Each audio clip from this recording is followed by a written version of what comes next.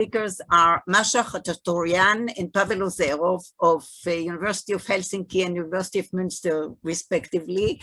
And the topic of their talk is Focus as a Pragmatic Interpretation of Attention Management, the case of Mano, Mande. The floor is yours. Thank you very much. I'm starting the slideshow. Right. Thank you very much. So, Pavel, here there's some connection problems. Okay, yeah. So I have, I happen to be unexpectedly and unfortunately on a very weak internet connection. So please let me know if you can hear me properly. Yes, we can. Or we should go back to Masha. You can. Okay, thank you. What we want to do in this talk is to analyze this particle marker Le in Mano that would pass probably under many analysis as a good focus marker or a cleft-like marker. And what we want actually to do with that is to Masha? Yeah. Yes. Is to reanalyze it by sorting directly to concepts, such concepts as attention management and discourse management, based on a corpus of natural conversations and narratives. And we think that this reanalysis that we propose would account for a broader variety of usages that include the focus-like and the thetic-like, cleft-like interpretations, but also the topicalizing unexpectedly interpretations that can be found with that, as well as interpretations or readings that are not related to information structure, such as syntactic, it's a relative marker, and a discourse marker. The approach to information structure that we have in mind is what can be called usage-based information structure, or what I try to name to dub multifactorial information management, that proposes that information is structured directly, often directly, by relying on diverse language-specific markers with direct specific instructions, such as attention markers, attention management, epistemic status, turn organization, interaction management, and many, many others. And once we look at it bottom up, in this way, we manage both to account for interpretations that we usually relate to information structural effects, but actually to acknowledge this multifactorial nature of interaction and to relate them directly to where they kind of belong.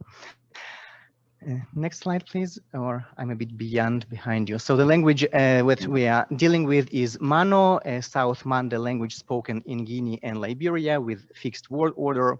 It has 3 lexical tones, but there is also a very heavy load of tone in the grammar and kind of not too many grammatical markers otherwise, like definiteness. Next slide, please. We work with a not too big corpus, relatively small, maybe it's around 50 minutes of discourse, out of which around 11 minutes of natural conversations and 38 minutes of narratives. And from them, we extracted 230 tokens of Le. We will also present a couple of examples from elsewhere, not coming from this corpus. So we will first show the kind of traditional focal usages of the particle, and then we'll propose the reanalysis of the information structural usage, moving on to non-information structural usages, and and conclude. So let's start with so-called prototypical focal usages. It's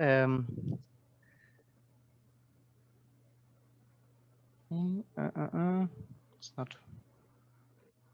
I have it on my screen. I don't know.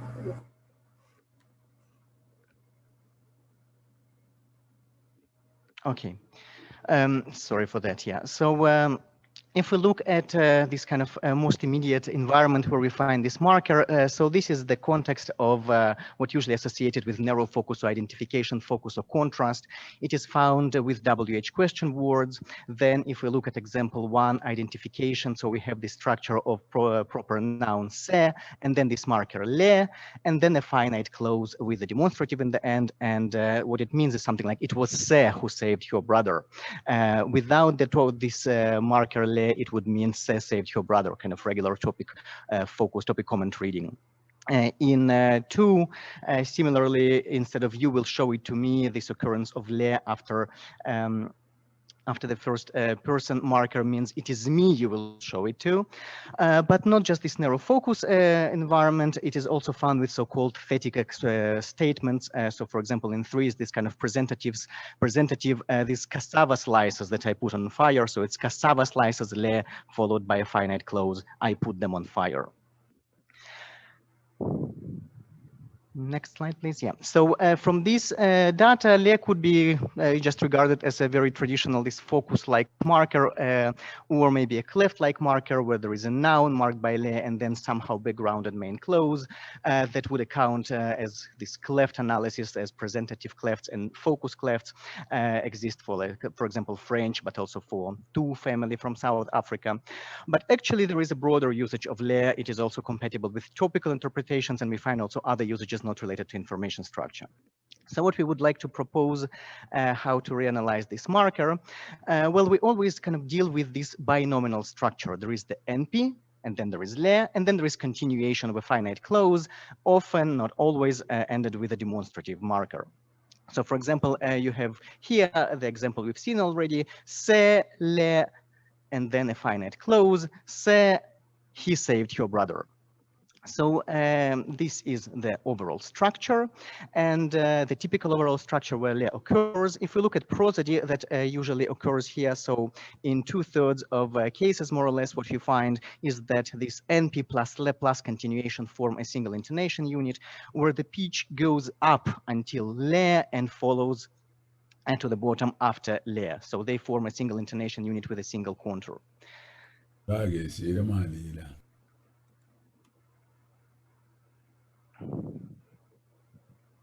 Okay, next slide, please. Sorry for that. Yeah, so then if we look at this binomial construction, that what we see, le doesn't really kind of mark their focus or something like this, but it really has this bridging twofold instruction within this larger structure. On the one hand, it marks so-called local requirement to attend to this entity expressed by the NP. It tells you, here is something important, look at that. And then it also projects foreshadows that immediately will come continuation, or maybe not immediately, as we will see, continuation that will situate why this attention shift is required, how this entity is actually related to context. So either it will guide the identification of this entity, as we find in relative clauses, or it will specify its relation. These foreshadowing properties of le we also find from the interactional evidence that, for example, in a fifth of examples, 20%, we find that NP and le form a single intonation unit and the continuation goes separately. But in these cases, what we find is there is a hesitation, and this hesitation includes not just le, but also material from the upcoming clause, kind of the subject markers, the auxiliaries. Or we have these examples of int-in-turn completion where somebody a speaker initiates a structure with NP and le, and then hesitates, and it's the second speaker that interlocutor that interrupts and completes the structure with a demonstrative. In the next example, the original speaker actually echoes this continuation, accepts it. So what you can see here is that the speaker says, I'm making it.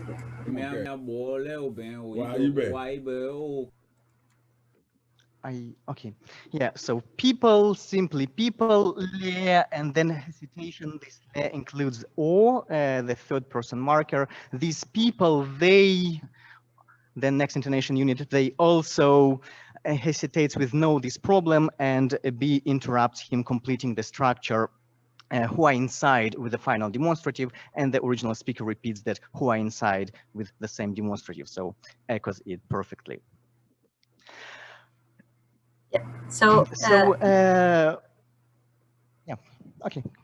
Yeah. Go ahead, Masha. So now showing a variety of usages of le, what it follows a noun, and the sources of information structural effects. We will begin by a minimal structure where le follows a noun, and then there's a demonstrative immediately after le. And the function of this structure is again to attract the addressee's attention to the referent, but that's actually all that's needed in the context. So in this example, here's the same tree, the holy tree. We have same tree, the noun phrase, then le, and then immediately after there's a demonstrative. So I ask my addressees to attend to the referent. Why is it related to the utterance context? It's because I'm showing you this reference. So in this case, this construction with le is used as a presentative. Now, interestingly, what we can do is to add another clause after the demonstrative, and we will get a topicalizing effect. So in the example below, we have a second person pronoun you followed by a variant of le and followed by a demonstrative, and it functions as a topic. You, your mother and your father died, and you didn't organize their funeral. Now, coming back to that structure where there is a clause between le and a demonstrative, I ask my addressee again to attend to a referent, and I explain in the clause why this referent should be attended to. So again, this example with se, please note that referent. Why is it important? It's because he saved her brother. And this structure can have, as we have seen, a variety of interpretations which actually arise from different informational status of the reference and the continuation. So if we have a new referent, se, and a given continuation, we get a narrow focus interpretation. It was se who saved her brother. Now, if the referent is activated, as in the case of pronouns, but the continuation is new, we get a contrastive focus interpretation. It's me you will show it to. And now, if the referent is new and the continuation is new, we get a thetic interpretation, cassava slices that are put on fire. And this whole chunk is a new information for my addressee, because I asked this addressee to bring me salt and pepper so that I could eat the cassava slices. So everything is new in this utterance. Now, again, if we add a clause after a demonstrative, so we have some kind of continuation intonation on the demonstrative, and then a clause, then it gets, again, a topicalizing interpretation of that structure with le. So there can be many examples of, depending again on the informational status of the referent, I will give you just a couple. So if the referent is given, and I ask you to shift your attention to a referent that's already given, it's the first example on the slide. The thing that they said yesterday, just don't say a word. And now, if that clause, which functions as a main clause, happens to have a resumptive pronoun or another noun phrase that correfers with the referent that's introduced by le, in this case the word issue, then we get a relativization interpretation. So the thing that is happening to me, I want you to find a solution to it. We could reread this sentence in the English, according to the English grammar. It would be, I want you to find a solution to the thing that's happening to me. But in Mano, we get this topicalized structure with the referent followed by le, and then followed by a clause and a demonstrative, and then we get the main clause. So what we have here is a relativization interpretation that's not a dedicated syntactic strategy, but it actually arises as a side effect, as a sub-case, as a special case of a construction which has a much broader variety of usages. So to wrap up, focus and topic effects depend on the informational status of the elements and the structure of the interactional moves. So if we have that clause after the continuation intonation, or we just we have that utterance with the le structure. But more importantly, there are usages of le that have nothing to do with information structure. So if we assume that le has that function of attention drawing and foreshadowing continuation, and it introduces continuation to a previously attended entity, actually, if that entity is not immediately adjacent to le, then we get something that can be interpreted as a delayed relative clause. So in this example, we get a normal full-fledged clause, Gevulu was a man, and then we get le, and a clause introduced by it such that his father and his mother died. As you can see very easily, Gevulu, that noun phrase, is not immediately adjacent to le. Now, further on, if we expand on some preceding material which doesn't have to be a referent, which can be a chunk of discourse. We clarify its relevance and contribution to the upcoming discourse. Then we get the function of le as a discourse marker. So le can also occur at the beginning of intonation units, and it occurs very often in narratives, and it serves as a narrative linking and structuring device. So here, in the example, when I just crossed the river, I smelled the fire. And then I begin my next intonation unit by saying le, and so I say, why is there the smell of fire in the forest? There are also formulaic usages with le which have nothing to do with information structure. Again, there are formulaic structure, like the way something happened is. So in here, I would like to refer to the very first talk at this conference. And there are other constructions of this kind, where le becomes embedded in some kind of formula. And now to conclude,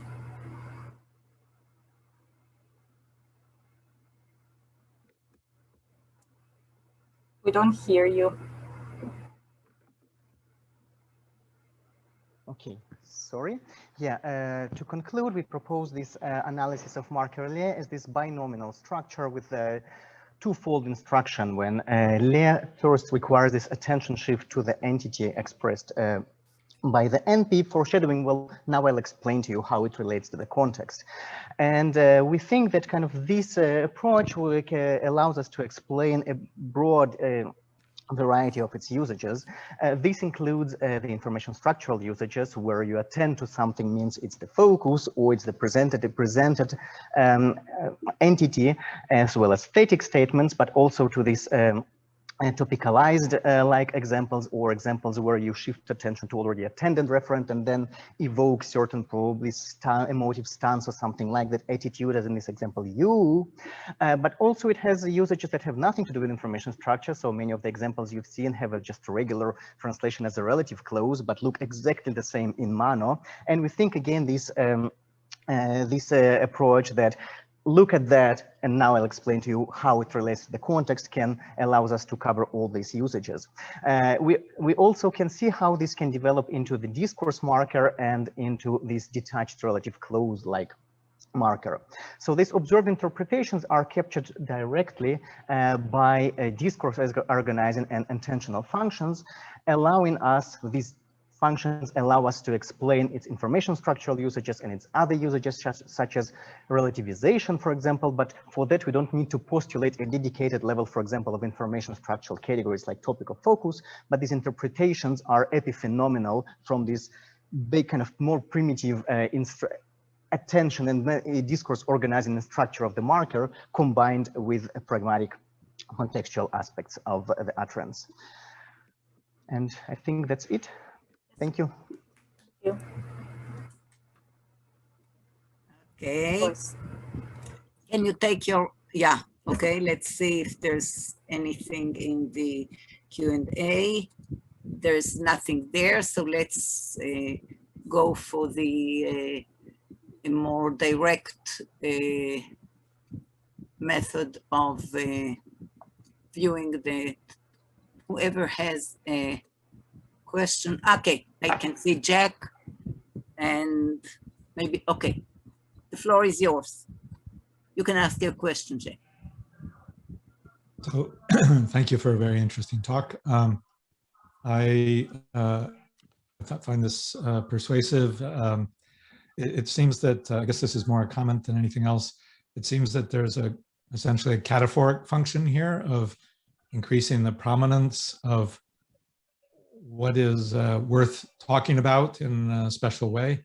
And then perhaps the thing that you say has is sort of independent of information structure, the relativization perhaps is a grammaticization of that kind of structure. So it does seem interesting that relative clauses often perform this function of kind of a cataphoric way of introducing something. So bring it in a noun phrase and then follow it with a relative clause that sort of justifies the initial noun phrase. So it does seem that there's a a natural connection then between this prominence raising cataphoric function that maybe is the most basic, that then kind of sets up a bridging context, as it were, for relativization to grammaticize.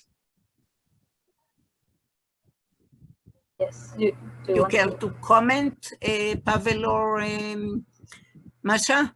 Or should we go on to Natalia? Yeah, just to say, yes, cataphoric is a nice term. I don't think we have used in our discussions. I think it's definitely useful. And yes, I also don't see any contradiction. It's just that relative clauses in particular, and also information structural constructions are some sort of units in our heads. We tend to look for dedicated relativization strategies, and then it turns out it's not dedicated at all. It's just a just a sub case. Yeah. Okay, Natalia. Thanks. Super interesting.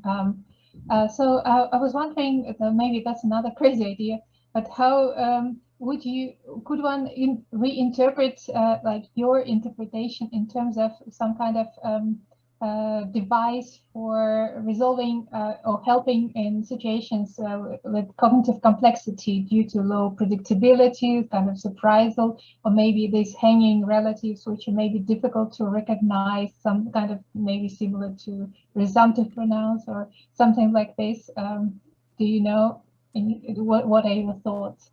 Yes, I have a very nice example. So when, for example, a speaker projects a referent, that woman by using a recognitional marker, so that woman that you're supposed to recognize, and then he was actually talking to me, so I didn't understand whom he was talking about, and then he said, that woman whom you just saw at the hospital. So then he would use that structure with le, and then he would say the thing that he wanted to say about her, that she is a kin of somebody else. So yes, in this case, it definitely, so it was not planned from the start. It was actually performed after the perplexed look. So after there was a need to clarify something. So yeah. But unfortunately, we don't have very detailed, we are just starting the analysis, like the proper interactional analysis, and we'll look more into these kinds of things. And lots of data comes from narratives, which is completely different, right? So it's, but we will look into conversations more with hesitations and these kinds of things, yeah. So it's not crazy. What would be your prediction with respect to children? Is it something which is heard more in conversations, which means they will acquire it early, or is it something which is more sophisticated? Very good question, and I hope to be able to actually answer it quite soon, because my current project is actually about language socialization. So I will look into child-directed speech. I don't think it's something that's excluded in the speech directed to children. I think it's something extremely basic, actually. So yes, I do think it will be found there, but I can't respond properly to your question now. Okay, fair enough. Something to think about. Other questions, other queries about the language? Tell us something about the language. You have 2 minutes. Tell us something about the language which is interesting.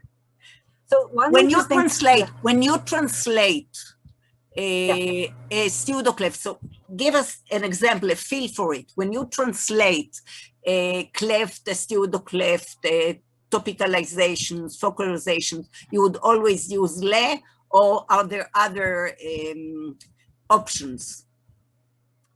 I think, well, le, first of all, has several variants, but I think it's the main structure, yes. And also another thing I haven't looked into, because I don't have recordings of it. I think it becomes so prevalent in the French that's spoken there. So I think it gets transferred to the variety of French that's spoken. Yeah, but this is something to be confirmed. Yeah, But one thing I want to say about the language is that I have found it extremely difficult to gloss this thing. And so now the gloss is found, probably that's a unifying function of all these usages, but the question is whether the gloss is actually useful. So if I use that gloss in a relative clause, it's completely confusing, probably. So